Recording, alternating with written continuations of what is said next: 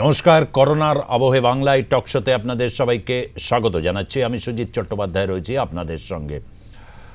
Corona পরিস্থিতি রয়েছে, জারি রয়েছে। করোনা পরিস্থিতির মধ্যে দিয়ে গোটা দেশবাসী বিভিন্নভাবে যে লড়াই লড়তে লড়তে লড়তে লড়তে 7-8 মাস অতিক্রম তারা করেছে। গোটা বিশ্বব্যাপী এক অভূতপূর্ব পরিস্থিতির মধ্যে দিয়ে আমরা অনেক কিছু জিনিস শিখলাম। এক নতুন পৃথিবীর সন্ধানে আগামী দিনে আমরা এগোবো এবং নিউ নর্মাল বাংলা হবে, নিউ নর্মাল ভারতও হবে। এক নতুন পদধ্বনি তা শোনা যাচ্ছে। বহু মানুষকে হারাতে হয়েছে, বহু স্বজনকে হারাতে হয়েছে, বহু চিকিৎসক প্রাণ হারিয়েছেন, বহু মানুষ এই যুদ্ধে প্রাণ হারিয়েছেন, কেউ কেউ বেশিরভাগ মানুষ যুদ্ধে জয়ী হয়েছেন। এরকম একটা পরিস্থিতির মধ্যে বাংলার রাজনীতি কিন্তু থেমে থাকেনি হচ্ছে উন্নয়ন প্রসঙ্গে যে সমস্ত বক্তব্য, কিন্তু অধুনা বাংলার রাজ্য রাজনীতিতে রাজনৈতিক যে সন্ত্রাস, আমরা চাই নিউ নর্মাল পরিস্থিতিতে একটা নতুন পরিস্থিতি তৈরি হোক, যেখানে রাজনৈতিক সন্ত্রাসের প্রশ্নে কোনো রকম যাতে রাজনীতি না থাকে, যে কোনো রকমভাবে খুন জখম তারপর হচ্ছে সন্ত্রাস, এই সমস্তকে আমরা অতিক্রম করতে পারি। রাজনীতির এক নতুন পরিভাষা যাতে তৈরি হয়, সেই ব্যাপারে আমরা অন্তত সংবাদ মাধ্যম হিসাবে, দায়বদ্ধ সংবাদ মাধ্যম হিসাবে আমরা বিতর্ককে সামনের দিকে এগিয়ে নিয়ে যাব। আমাদের বিতর্ক অন্য রকমের বিতর্ক, কাউকে একেবারে মাটিতে পুঁতে দেওয়ার মতো বিতর্ক নয়, যাতে সকলে গণতন্ত্রের স্বার্থে বলতে পারেন নিজের কথা, নিজের দলের সপক্ষে বা ব্যক্তি যারা রয়েছেন তারা তাদের সাপেক্ষে। শুরু করব আজকেও রাজ্য রাজনীতি দিকে নজর রাখবো। প্রথমে আসবো হচ্ছে গয়েশপুরের ঘটনায়। গতকাল গয়েশপুরের যে ঘটনাটা ঘটেছিল, সেই ঘটনার পরিপ্রেক্ষিতে আজকে রাজ্য জুড়ে বিজেপির বিভিন্ন জায়গায় থানা ঘেরাও কর্মসূচি ছিল। কিন্তু থানা ঘেরাও কর্মসূচিটার আগে একটু সেই প্রতিবেদনকে সঙ্গে নেব, যে প্রতিবেদনে আমরা দেখব যে সত্যি বিজেপি কর্মী নাকি বিজেপি কর্মী তাকে দাগি দেওয়া হচ্ছে। দেখব সেই প্রতিবেদন। মৃত্যু ঘিরে রাজনীতি।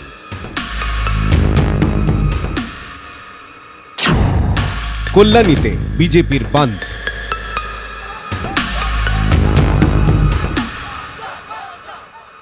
নদিয়ার কল্যাণীর গয়েশপুরে বিজয়শীল নামে এক যুবকের ঝুলন্ত দেহ উদ্ধারের পর থেকেই উত্তপ্ত এলাকার রাজনীতি। বিজয়শীলকে দলের সক্রিয় কর্মী বলে দাবি করে বিজেপি। এমনকি আত্মহত্যা নয়, খুন করে ঝুলিয়ে দেওয়ার অভিযোগে কল্যাণী বন্ধের ডাক দেন বিজেপির রাজ্য সভাপতি দিলীপ ঘোষ। সোমবার সকাল থেকেই বন্ধের পরিবেশ কল্যাণী জুড়ে। অশান্তি আঁচ করে দোকানপাট বন্ধ রাখেন ব্যবসায়ীরা। বন্ধ সফল করতে দলীয় ঝান্ডা নিয়ে রাস্তায় নামেন বিজেপি কর্মী সমর্থকরা। বেলা 11টা। কল্যাণী পুরসভার 10 নম্বর ওয়ার্ডে রাস্তা অবরোধ করে টায়ার জ্বালিয়ে চলে বিক্ষোভ। বেলা 12টা। গয়েশপুর টাউন ক্লাবের মোড় থেকে বাইক মিছিল বার করে বিজেপি কর্মী সমর্থকরা। বেলা 1টা। নদিয়ার গয়েশপুরে পৌরসভার 18 নম্বর ওয়ার্ডে বিজেপির মিছিল আসতে দেখে পাল্টা মিছিল বের করে তৃণমূল। মিছিল থেকে বন্ধ ব্যর্থ করার স্লোগান দেয় তৃণমূল কংগ্রেস। বেলা 1:15। কল্যাণী A2 বাজারে টায়ার জ্বালিয়ে বিক্ষোভ দেখায় বিজেপি কর্মী সমর্থকরা। এভাবেই কল্যাণী জুড়ে মিছিল বিক্ষোভ চলে বিজেপির। অন্যদিকে তৃণমূলও মাটি ছাড়তে নারাজ। আর এর থেকেই শুরু রাজনৈতিক তরজা। মৃত্যু নিয়ে রাজনীতি করা হচ্ছে বলে অভিযোগ তৃণমূলের। মৃতের পরিবারের পাশে থাকার আশ্বাস দিয়েছেন রানাঘাটের তৃণমূল যুব সভাপতি প্রসেনজিৎ মণ্ডল। বিজেপি কি মরিয়ার চেষ্টা করছে, সেই শকুনের মতো ওত পেতে কারা বসে আছে সেটা দেখলে তো আমাদের হবে না। আমরা সাধারণ মানুষের পাশে আছি। সে যে দলের সমর্থক, যা লোকেরা বলছে, আমরা সেই দিকে কান দেব না। আমরা সবসময় সাধারণ মানুষের জন্য মমতা বন্দ্যোপাধ্যায় লড়াই করেছে। অভিষেক বন্দ্যোপাধ্যায় আমাদের নির্দেশ দিয়েছে যে সাধারণ মানুষের পাশে গিয়ে দাঁড়াতে। আমরা সেই অনুযায়ী সাধারণ মানুষের পাশে দাঁড়াতে এসেছি। এই পরিবার যেন পূর্ণ সহযোগিতা পায়, সব দিক থেকে আমরা তার পাশে আছি। মৃত্যু নিয়ে রাজনৈতিক তরজার তুঙ্গে মৃতের বাড়িতে আনাগোনা দুই দলের নেতাদের। রাজনীতির রং নয়, মৃতের পরিবার চায় দোষীদের কঠোর শাস্তি। মৃতের পরিবার সূত্রে খবর, অক্ষয় গুরি, সাহেব গুরি নামে গয়েশপুরের দুই সমাজ বিরোধী খুনের হুমকি দিয়েছিল বিজয়শীলকে। বন্দুক ঠেকিয়ে খুনের হুমকি দিয়েছিল তারা। তবে মৃতের স্ত্রী বলেন, আমার স্বামী ছাপোষা মানুষ ছিলেন, কোনো দল করতেন না। পাড়ার এক বিজেপি কর্মীর সঙ্গে বন্ধুত্ব ছিল তার। কোনো দলে নেই, দিন আনতো দিন খেত। রাজনীতি বলে আমরা কিছুই বুঝি না, জানি না। এবার রাজনীতি বলে যদি সবাই প্রচার করে, আমাদের কোনো বলার নেই, কারণ আমরা রাজনীতি চিনি না, জানি না। দিন আনে দিন খায়, ভোট দিতে হয়, ভোট দিয়ে চলে আসে। এবার আমার দিদিটাকে নিয়ে আমরা কোথায় যাব সেটা বলুন তো? কে কাজ করে খাওয়াবে? ওর ছেলেটাও ছোট, 18 বছর হয়নি যে একটা কর্ম করে খাবে। নদিয়া জেলা বিজেপি ও তৃণমূল দুই দলের কাছেই অত্যন্ত গুরুত্বপূর্ণ। লোকসভা ভোটের নিরিখে নদিয়া বিধানসভার 17টি আসনের মধ্যে মাত্র 6টি আসনে এগিয়ে তৃণমূল, বাকি 11টি আসনে এগিয়ে বিজেপি। আসন্ন বিধানসভা ভোটের আগে তাই রাজনৈতিক মাটি শক্ত করতে মরিয়া দুই শিবিরই। বিশ্বজিৎ দেবনাথের রিপোর্ট, আনপ্লাস নিউজ, নদিয়া। নদিয়ার গয়েশপুরে বিজেপি কর্মী খুনের ঘটনায় রাজ্যের আইন শৃঙ্খলা ভেঙে পড়েছে। এই অভিযোগকে কেন্দ্র করে বিভিন্ন থানা ঘেরাওয়ের কর্মসূচি আজকে ছিল ভারতীয় জনতা পার্টির, এবং ভারতীয় জনতা পার্টি বিভিন্ন জায়গায় তারা থানা ঘেরাও করেন। আইন শৃঙ্খলা ভেঙে পড়ার এই প্রতিবাদে সোমবার জেলা জুড়ে বিজেপির ঘেরাও কর্মসূচি চলতে থাকে। কলকাতার পাশাপাশি আরামবাগ, পূর্ব মেদিনীপুর, বোলপুর সহ বিভিন্ন জেলায় বিজেপির কর্মী সমর্থকেরা এই কর্মসূচি পালন করেন। কোথাও শুধু থানাও ঘেরাও করে অবরোধ, আবার কোথাও বিজেপির পক্ষ থেকে ডেপুটেশন জমা দেওয়া হয়। তবে প্রশাসনের তরফ থেকে তৎপরতা ছিল তুঙ্গে, যাতে কোথাও কোনো অপ্রীতিকর ঘটনা না ঘটে, তার জন্য প্রতিটা থানার বাইরে বিশাল পুলিশ বাহিনী মোতায়েন করা ছিল। এই হচ্ছে পরিস্থিতি। খুনকে রাজনৈতিক খুন হিসাবে প্রতিপন্ন করার যে চেষ্টা, সেই চেষ্টা কিন্তু অব্যাহত। কারণ কি, নদিয়ায় বিধানসভা ভোটে 2021-এ এই মুহূর্তে 19-এর নিরিখে আসন হিসাবে এগিয়ে রয়েছে বিজেপি, কিন্তু তৃণমূল পিছিয়ে রয়েছে। সেই জায়গা থেকে হচ্ছে রাজনৈতিক জমি কি শক্ত করার জন্যেই এই লড়াই, যে কোনো ছাপোষা মানুষ খুন হচ্ছেন এবং তাকে ঘিরে থানা ঘেরাও কর্মসূচি, রাজনৈতিক বিক্ষোভ, রাজনৈতিক খুনের তকমা, এই সমস্ত কিছু কি চলছে, নাকি সত্যিই রাজ্য জুড়ে একটা এমন পরিস্থিতি যেখানে আইন শৃঙ্খলা সত্যিই ভেঙে পড়েছে? রয়েছেন প্রসেনজিৎ ঘোষ, ভারতীয় জনতা পার্টির নেতা, তিনি রয়েছেন বিতর্কে। কৌস্তব বাগচি, প্রদেশ কংগ্রেসের মুখপাত্র রয়েছেন ভার্চুয়ালি। প্রদীপ্ত মুখার্জি, রাষ্ট্রবিজ্ঞানের অধ্যাপক, তিনিও রয়েছেন। আমি প্রদীপ্তর কাছে এই প্রশ্নটা রাখছি, রাজ্যের আইন শৃঙ্খলা কি সত্যিই ভেঙে পড়েছে? না, সেটা তো এতক্ষণে রাষ্ট্রপতি ঠিক করে দিয়েছেন বা স্বরাষ্ট্রমন্ত্রী ঠিক করে দিয়েছেন যে রাজ্যের আইন শৃঙ্খলা ভেঙে পড়েনি। কারণ রাজ্যের আইন শৃঙ্খলা যদি ভেঙেই পড়তো, তাহলে 355 ধারা বলে যেভাবে আমাদের পার্লামেন্টের হাতে ক্ষমতা দেওয়া আছে যে রাজ্যের আভ্যন্তরীণ বিষয়ে কোনো গোলযোগ হলে সেক্ষেত্রে কেন্দ্র সরকার প্রয়োজনীয় পদক্ষেপ নিতে পারবে, সেই 355 ধারা এখনো জারি হয়নি। তার ফলে স্বাভাবিকভাবেই আমাদের এখানে সাংবিধানিকভাবেই কাজ চলছে, এবং সাংবিধানিকভাবে কাজ চলছে বলেই রাজ্যপাল এখনো কোনো রিপোর্ট পাঠাতে পারেননি যে রিপোর্টে লেখা থাকবে যে রাজ্যে সাংবিধানিক অচলাবস্থা জারি হয়েছে, আপনি এখানে জাতীয় জরুরি অবস্থা জারি করুন। উনি রাষ্ট্রপতির দ্বারা নিয়োজিত একজন ব্যক্তি, কিন্তু উনি নিজে যাচ্ছেন হচ্ছেন স্বরাষ্ট্রমন্ত্রীর কাছে, এবং স্বরাষ্ট্রমন্ত্রীর কাছে গিয়ে তিনি তার কর্তব্য পালন করছেন, কিন্তু উনি রাষ্ট্রপতির কাছে যাচ্ছেন না। ফলে পলিটিসাইজেশন অফ সিচুয়েশন এটা হচ্ছে। যে কোনো বিষয়কে এখন 2021-এর ভোট সামনে একটা পরিস্থিতি তৈরি করা এবং সেই পরিস্থিতিকে ব্যবহার করে জনমানুষকে বিভ্রান্ত করার যে রাজনীতি চলছে এখানে, সেটা কিছু শতাংশ মানুষ নিশ্চয়ই বুঝতে পারছেন, আর যারা বুঝতে পারছেন না তারা যখন নিজের ক্ষতি সামনে দেখতে পাবেন তারা নিশ্চয়ই বুঝতে পারবেন।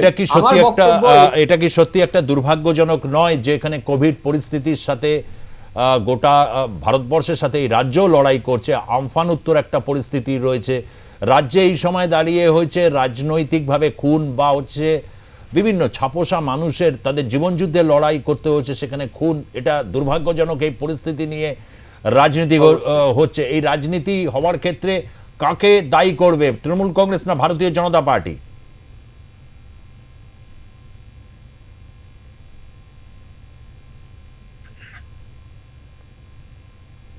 প্রদীপ্ত। দেখুন, এখানে তৃণমূল কংগ্রেসকে আমি কিছুতেই দায়ী করতে পারবো না। তার কারণ আগেও বললাম যে 355 বা 356 নম্বর ধারা এখানে জারি করার সাহস রাখছে না। স্বাভাবিকভাবেই প্রমাণিত হচ্ছে এখানে সাংবিধানিকভাবেই সরকার চলছে। বাকি যেটা রাজনৈতিক চাপানুতোর চলছে, সেই রাজনৈতিক চাপানুতোরের জবাব যারা মারা গেছেন, আমি তাদের জন্য ভীষণ দুঃখিত। এ ধরনের ঘটনা একদম অভিপ্রেত নয়। এটা অবশ্যই কিছুটা হলেও প্রশাসনিক ক্ষেত্রে আরো কড়া পদক্ষেপ নেওয়ার এখানে একটা জায়গা রয়েছে এবং প্রশাসন নিশ্চয়ই সেটা নেবে। কিন্তু সেটাকে একটা রাজনৈতিক দলের নাম করে আর একটা রাজনৈতিক দলের হয়ে কাজ করা, এটা কিন্তু খুব নেতিবাচক একটা রাজনীতি, যে রাজনীতির শিকার হচ্ছে কিছু পরিবার এবং সেই পরিবারগুলোর একটা মানসিক যন্ত্রণা হয়ে যাচ্ছে, যেটা আমরা মল্লারপুরেও দেখেছি, যেটা আমরা এই গয়েশপুরেও দেখলাম, যেখানে পরিবারের তরফ থেকে পরিষ্কার জানানো হচ্ছে যে রাজনৈতিক ক্ষেত্রে তাদের কোনো ভূমিকা নেই, তারা দিন আনে দিন খায়। এহেন পরিস্থিতিতে যখন বারংবার রাজনৈতিক তরজা শুরু করার চেষ্টা করা হচ্ছে, তখন আখেরে বিজেপির নিজের মুখ পড়ছে বলেই আমার মনে হয়। আমি প্রসেনজিতের কাছে আসবো। প্রসেনজিৎ, মল্লারপুরের ঘটনাতেও পরিবার বিরূপ মন্তব্য করেছে। তখন বলা হয়েছিল যে এটা প্রেসারে হচ্ছে তৃণমূল কংগ্রেসের। গতকালে মহিলা যিনি রয়েছেন, মৃতের স্ত্রী, তিনি পরিষ্কার বলছিলেন আমরা ছাপোষা মানুষ, আমরা কোনো রাজনৈতিক দল নই, সমর্থক নই। বিজেপির একজন স্থানীয় নেতার সাথে বন্ধুত্ব ছিল, এটুকুই, ভোট দিই, আপনি শুনলেন সে বাইট। এবং লক্ষণীয়ভাবে আজকে থানা ঘেরাও কিন্তু বিজেপি কর্মী খুনের প্রতিবাদে নয়, এবার হচ্ছে পশ্চিমবঙ্গের আইন শৃঙ্খলা ভেঙে পড়েছে। কোথাও কি 2021টা মাথায় ঘুরছে? রাজনৈতিক জমি শক্ত করার জন্য কি ভারতীয় জনতা পার্টি যে কোনো ইস্যুকে নিয়ে রাজপথে তারা নেমে পড়ছে? একদমই না। ভারতীয় জনতা পার্টি শুধু রাজনীতির জন্য রাস্তায় নামেনি। আপনাকে স্মরণ করিয়ে দিতে চাই সুজিতদা, এই নদিয়ার তেহট্টে কিন্তু এই সরকার যখন আসে, মা মাটি মানুষের সরকার, প্রথম সরকারের পক্ষ থেকে গুলি চলেছিল, তার জন্য একটা তদন্ত কমিশন গঠিত হয়েছিল। আজ পর্যন্ত সেই তদন্ত রিপোর্ট কিন্তু প্রকাশ্যে আসেনি। গণতন্ত্রের উপর যে আস্থা রাখার কথা, আর শাসক দলের সাধারণ মানুষের উপর পুজোর সময়, সেটাও একটা পুজো চলাকালীন উৎসবের সময় গুলি চলেছিল। প্রদীপ্তবাবু নিশ্চয়ই বলতে পারবেন যে সেই তদন্ত রিপোর্ট কেন প্রকাশ্যে আসেনি। সেটা শুধু নয়, ভাঙড়েও যখন পুলিশের উপর গুলি চালানো হয়েছে তখনও কিন্তু সাধারণ মানুষ খুন হয়েছে। আজকে আমরা এই রাজ্যে দেখেছি শাসক দলের কাউন্সিলর, শাসক দলের বিধায়ক দিবালোকে হত্যা হচ্ছে। আমরা তো রাজনৈতিকভাবে বিরোধী দল। পঞ্চায়েতে কোনো রাজ্য আছে, কোনো অঙ্গরাজ্য আছে ভারতবর্ষে যে পঞ্চায়েত ইলেকশনে 120 জনের উপর মানুষ বলি হয়েছে? এমন কোনো রাজ্য আছে যেখানে রাজ্য নির্বাচন কমিশনের সঙ্গে রাজ্য সরকারের লড়াই বাঁধে? 2013 সালে আমরা দেখেছি মীরা পাণ্ডের সঙ্গে কিভাবে দফায় দফায় হয়েছে, নিরাপত্তাহীনতায় ভুগছে রাজ্য নির্বাচন কমিশন। কোনো সময় দেখা গেছে রাজ্য নির্বাচন কমিশন পৌরসভার নির্বাচন করলেন, আবার অন্য একজন তার ফল ঘোষণা করছেন। গণতন্ত্রকে সম্পূর্ণ প্রহসনে পরিণত করেছেন এই শাসক দল তৃণমূল। আজকে প্রশাসনকে কাজে লাগিয়ে দিয়ে ইউএপিএ ধারায় মামলা দেওয়া হচ্ছে। আজকে গাঁজা, নারকোটিকের যে কেস যেগুলো দেওয়া হচ্ছে বিরোধী রাজনৈতিক দলগুলোকে, যত গাঁজা বা যত নারকোটিক দ্রব্যের কেস দেওয়া হচ্ছে, সেগুলো যদি এক জায়গায় করে দেখাতে বলা হয় না, তাহলে পুলিশ প্রশাসন কখনো দেখাতে পারবে না। আর আমাদের এই যে কল্যাণী গয়েশপুরের যে বিজয়শীল, সেই কথাতে আসি। কে বলছেন তার স্ত্রী তার পরিবারের প্রতি সম্পূর্ণ সহানুভূতি জানিয়ে এবং তার পরিবারের যে মানসিকতা, সেই সময় এই কথা বলবার মতো পরিস্থিতি তার নেই।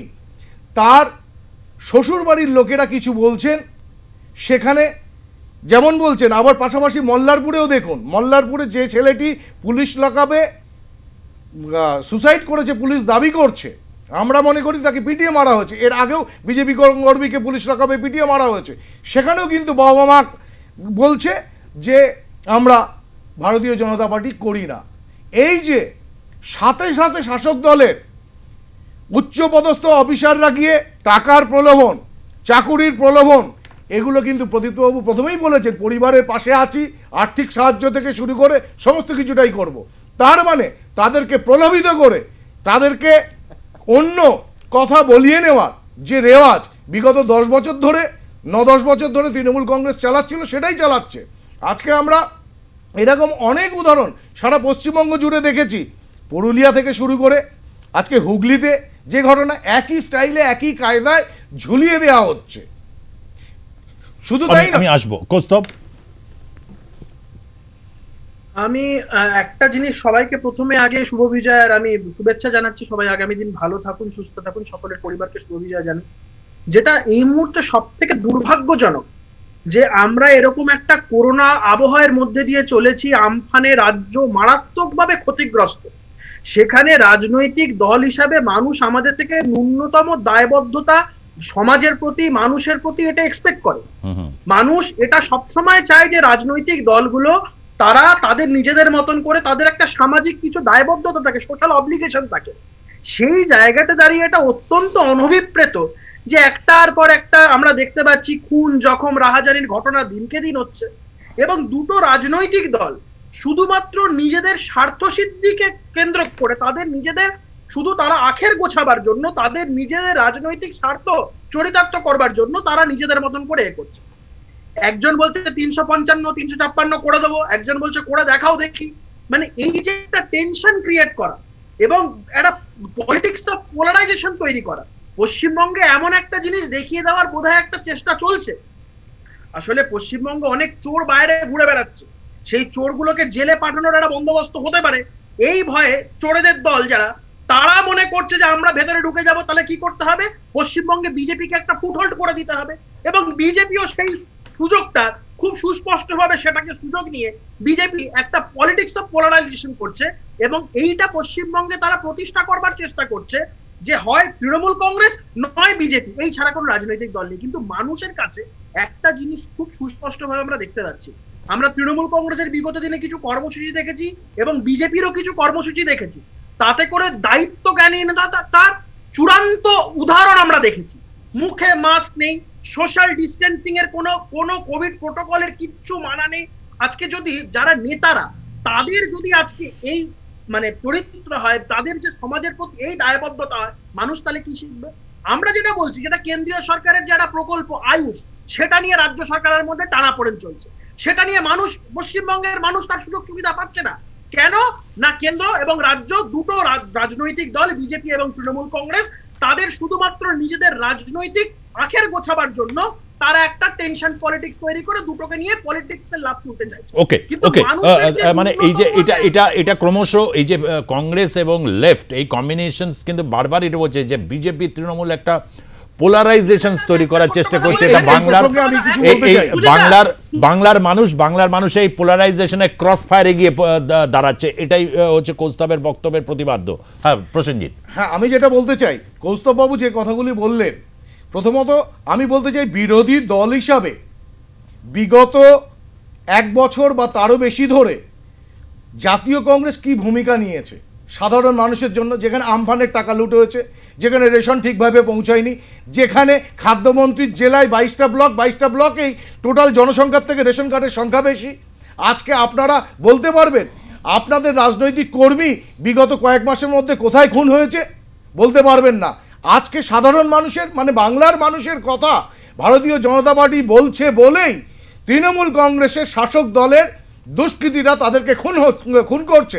আজকে আমরা বিটি রোডে শুট আউট দেখেছি, প্রমোটার থেকে শুরু করে আমাদের কার্যকর্তা, আমাদের নেতা মনীষ শুক্লা খুন হয়েছেন। আর প্রতিদিন কোথাও না কোথাও অত্যাচারিত খুন হচ্ছে। শুনতে খারাপ লাগে, বলতেও খারাপ লাগে। আজকে ভদ্রেশ্বরে একটা বাচ্চা ছেলের হাত উড়ে গেছে, কি জন্য না সে একটা খেলনার বল ভেবে বোম হাতে ধরেছিল। জুট মিল আবাসনের একটা শিশু, সেই দুধের শিশুর যে হাত উড়ে গেল, আপনাদের ভূমিকা কোথায়? লেফট গভর্নমেন্ট ভূমিকা কোথায়? প্রতিবাদ কোথায়? প্রদীপ বাবুরা সে কথা বলবেন না। আজকে একের পর এক জুট মিল বন্ধ, শ্রমিকরা কাঁদছে, কৃষকরা কাঁদছে, কৃষকদের সুবিধা গ্রহণ করতে দিচ্ছেন না। মোদী সরকার যে সুবিধা দিয়েছে, আজকে আয়ুষ্মান ভারতের সুবিধা নিতে দিচ্ছেন না, কৃষকরা পাচ্ছে না। আজকে যে সমস্ত রেশনে রাজ্য সরকারের কিছু প্রকল্প রয়েছে, যে প্রকল্পগুলো আগে এই রাজ্য সরকারের প্রকল্প এবং কেন্দ্রীয় সরকারের প্রকল্পের মধ্যে আমি এটাই বলতে চাই, এটাই বলতে চাই, স্পেসিফিক ভাবে বলতে চাই সুজিতদা, আমাকে যদি টাইম দিয়ে হয় আমি আসবো আমি 30 সেকেন্ড দেবো, স্পেসিফিক একটা দুটো বলে বিরতির নিতে সময়। চাই, আচ্ছা, ওকে। দুটো বলে নিতে চাই। এই ঘটনা প্রথমত হচ্ছে আমফানে ন্যাশনাল ডিজাস্টার রিলিফ ফান্ড থেকে প্রধানমন্ত্রী 1000 কোটি টাকা দিয়েছেন, যৎসামান্য। তারপরে যে টাকাটা রিসোর্স করা হয়েছে কোথা থেকে? মানরেগা থেকে। 100 দিনের কাজের 98 দিনের টাকা ইজিক্যাল টু 20,000 টাকা 4-এর ক ফর্ম ফিল আপ করে। আজ পর্যন্ত যেখানে কোনো ভাতা দেওয়া হয়নি, ভাতার প্রভিশন আছে আইন অনুসারে, সেই 4-এর ক ফর্ম ফিল আপের মাধ্যমে 20,000 টাকা করে ক্ষতিপূরণ দেওয়া হচ্ছে। 24 দিনের ক্ষতিপূরণ দেওয়া হচ্ছে 5,000 টাকা করে, সেটাও কিন্তু মনরেগা থেকে নেওয়া হচ্ছে। শুধু তাই নয়, স্বচ্ছ ভারত অভিযানের যে 8,000 টাকা যে শৌচালয় নির্মাণ আছে, সেই জায়গা থেকে, সেই প্রকল্প থেকে সেই টাকাটা নিয়ে আমফানের ক্ষতিগ্রস্ত মানুষদের কাছে দেওয়া হয়েছে। বিহারের ক্ষেত্রে প্যাকেজগুলো তো এইভাবে হয় না, বা অন্যান্য যেগুলো দেখা গেছে বিজেপি শাসিত রাজ্যগুলো রয়েছে, সেই রাজ্যগুলোর ক্ষেত্রে কোনো মানে এরকম কিছু জাতীয় বিপর্যয় ঘটলে কিন্তু তাদেরকে সরাসরি টাকা দেওয়া হয়। তো পশ্চিমবঙ্গের ক্ষেত্রে আইন নিয়মগুলোকে আলাদাভাবে কেন? না, পশ্চিমবঙ্গ সরকার নিজের বলে চালাতে চাইছেন। এই যে পথশ্রী জায়গায় জায়গায় যেটা হচ্ছে, প্রধানমন্ত্রী গ্রামীণ সড়ক যোজনার যে স্কিম সুব্রত মুখার্জির কাছে 3 বছর আগে সেন্ট্রাল গভর্নমেন্ট পাঠিয়েছিল, সেই স্কিমটা তারা এই 3 বছর পর পাঠিয়েছেন। সেই রাস্তাটা প্রধানমন্ত্রী গ্রামীণ সড়ক যোজনার রাস্তার একটা বিরতির পর আবারও ফিরছি। পাহাড়ের পরিস্থিতি সেখানে দেখবো লকেট চট্টোপাধ্যায় কি বলছেন বিনয় তামাং পরিস্থিতি নিয়ে, সেখানেও কি পোলারাইজেশন চলছে 2021-এর বিধানসভা নির্বাচনের আগে, দেখবো সেই দিকে ফিরছি, সঙ্গে থাকুন।